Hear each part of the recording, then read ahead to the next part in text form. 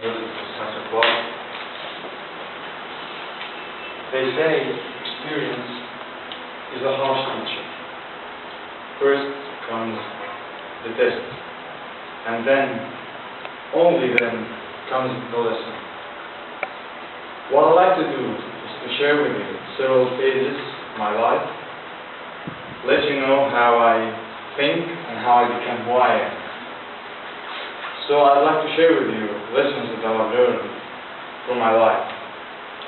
And let's start with being a teenager. I was a teenager and I wasn't that old. And just like any teenager, you're trendy a bit and looking for a cool role model, you just want to imitate. And at some point you lose your personality a bit. And I've realized that at that time I began to have my own taste. I began to think in a critical way a bit. I began to have me. And that was a gentle lesson, that your mind is a waste if you just copy and paste.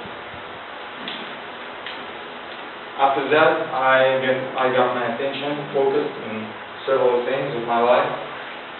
Music, wrestling, playing games, and that was okay, but by the time I found myself getting separated away from reality, and that was okay that time. But reality won't leave you alone. So, nevertheless, I got crashed into it. I've always been to be part of the architecture department, and I've applied for it, but I failed in that test, the qualifying test. And I entered another department, which I passed only in 4 subjects out of 11. And my father at that time had an accident, and I had to take care of his work with my uncle. And I wasn't ready for it, and it ended up with a father saying he can't count on his son. There is a common saying, once you hit the rock bottom, there's no way but going up. So I found myself applying for the same test again. But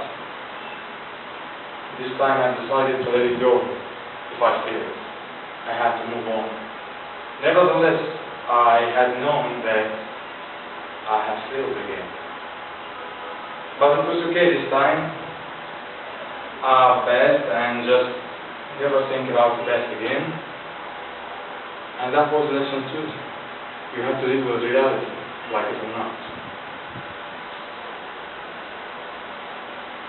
2 days after the start of the faculty New Year, I got a phone call informing me there was a big mistake, and you were actually accepted in the architecture department. Wow, what a little mistake. Almost changed my life.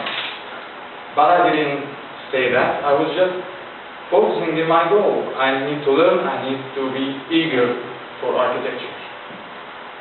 But again, I began to be rushed a bit, having several bad decisions in my life.